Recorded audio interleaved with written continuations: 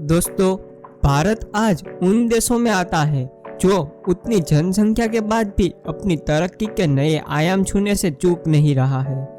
लेकिन ऐसा भारत इसलिए भी कर पा रहा है क्योंकि उसकी विदेश नीति के कारण आज भी उसके बहुत सारे देशों के साथ घनिष्ठ संबंध है, जो भारत के साथ आर्थिक और राजनीतिक संबंध बैठा कर चलते हैं।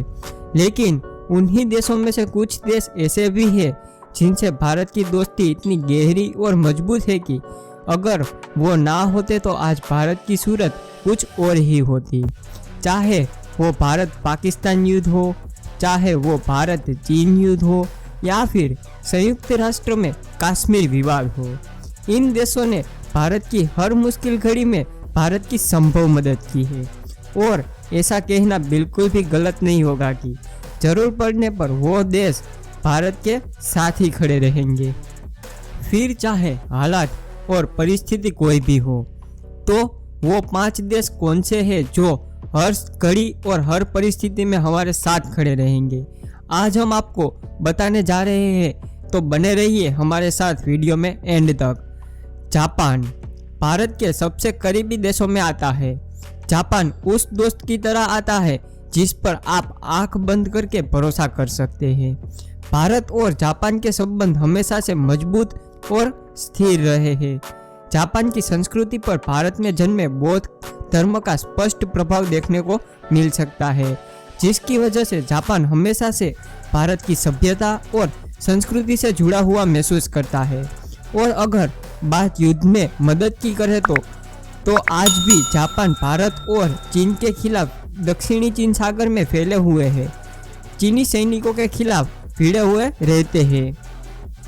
और यह बात सिर्फ आज के समय की नहीं है। आज़ादी के समय जब सुभाष चंद्र बोस देश से बाहर जाकर जब अंग्रेजों के खिलाफ लड़ने के लिए अपनी नई फौज बनाना चाहते थे, तब वो जापान ही था जिसने आज़ाद हिंद फौज बनाने के लिए मदद की थी और अपनी शाही सेना से भी मदद करवाई थी। और इसी तरह भारत ने भी जापान की हर संभव मदद की है। जब साल 2011 में जापान में सुनामी आई थी, तब भारत की एनडीआरएफ टीम ने अपने पहले विदेश मिशन पर गई थी, जहां उनका काम था सुनामी में लापता हुए लोगों की तलाश करना और उन्हें हर संभव मदद करना। इसलिए जापान भी समझता है कि भारत हर परिस्थिति में उनके साथ ही खड़ा रहेगा। इसलिए यह कहना बिल्कुल भी गलत नहीं होगा कि किसी भी मुश्किल घड़ी में जापान भारत की मदद करेगा। रूस दोस्तों, रूस भारत के उन करीबी मित्रों में आता है जिसने भारत का विश्वास उनकी मदद करके जीता है। भारत जब भी कोई मुश्किल में रहा है तो रूस ने भारत की खूब मदद की है। जैसे कि जब कुछ देश भारत के खिलाफ अपने वेटो पावर का इस्तेमाल करके कश्मीर को पाकिस्तान का हिस्सा बनाना चाहते थे, तब अगर रूस भारत के पक्ष में न आया होता तो भारत के पास आज कश्मीर नहीं होता। रूस ने अपने वेटो पावर का इस्तेमाल करके कश्मीर को भारत से अलग करने से बचा लिया था। इसके अलावा जब पाकिस्तान ने साल 1971 में भारत पे हमला बोला था, तब रूस ने उस दौरान भारत को कई सारे हथियार और टैंक मदद करने के लिए भेजे थे। रूस ने भारत को इस लायक बनाया कि भारत बड़ी आसानी से पाकिस्तान के खिलाफ जीत सके। इसके अलावा साल 1962 के भारत और पाकिस्तान युद्ध में रूस ने मध्यस्थता करके दोनों देशों के बीच समझौता करवाया था, जिसके बाद ही यह युद्ध खत्म हुआ था। बदले में भारत ने भी सोवियत रूस की नीतियों का समर्थन किया था। साल 1979 में जब रूस ने अफगानिस्तान पर हमला बोला था, तब भी भारत एक मित्र के तौर पर रूस के साथ कंधे से कंधा मिलाकर खड़ा रहा था। उसी वजह से आज यह कहना बिल्कुल गलत नहीं होगा कि अगर भारत पर कभी मुसीबत में होगा तो रूस कभी भी मदद करने से पीछे हट नहीं करेगा। इजराइल को इस समय भारत का सबसे अच्छा दोस्त बोलना तो कोई गलत नहीं होगा, क्योंकि इजराइल और भारत के संबंध पहले ऐसे नहीं थे।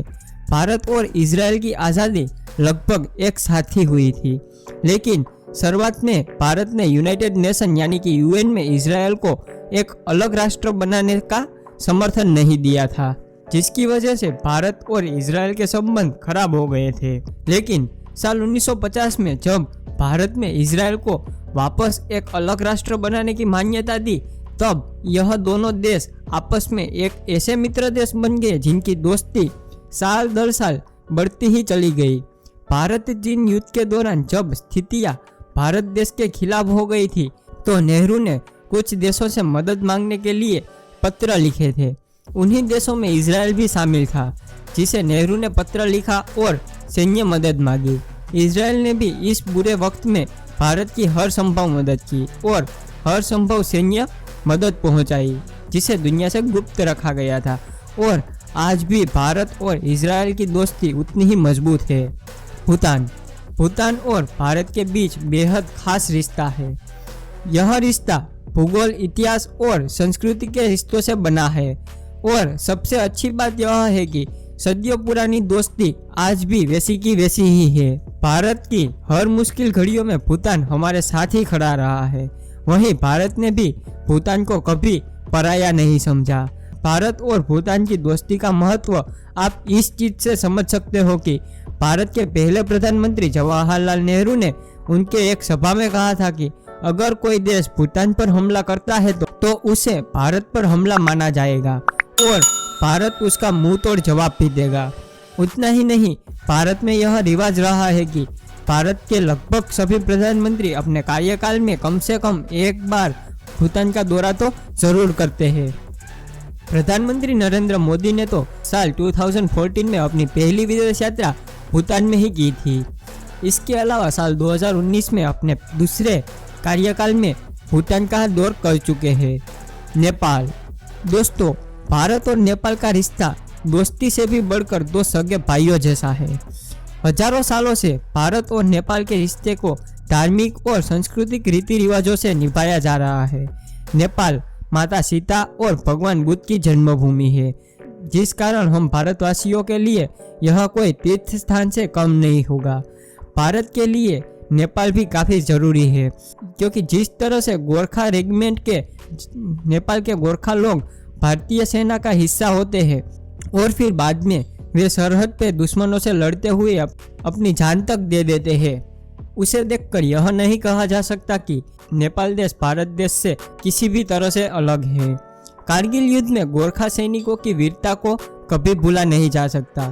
तो दोस्तों, यह थे भारत के 5 सबसे भरोसेमंद मित्र देश, जो किसी भी परिस्थिति में भारत का साथ निभाने में कभी भी पीछे हट नहीं करेंगे। दोस्तों, आपको वीडियो अच्छी लगी हो तो वीडियो को लाइक करके अपने दोस्तों को ज़रूर शेयर करना, और आप इंडिया इन्फो चैनल पर नए हो तो चैनल को सब्सक्राइब करके बेल आइकन ज़रूर ऑन करना है। मिलते हैं अगले वीडियो में कुछ मज़ेदार टॉपिक के साथ। तब तक के लिए जय हिंद, जय भारत।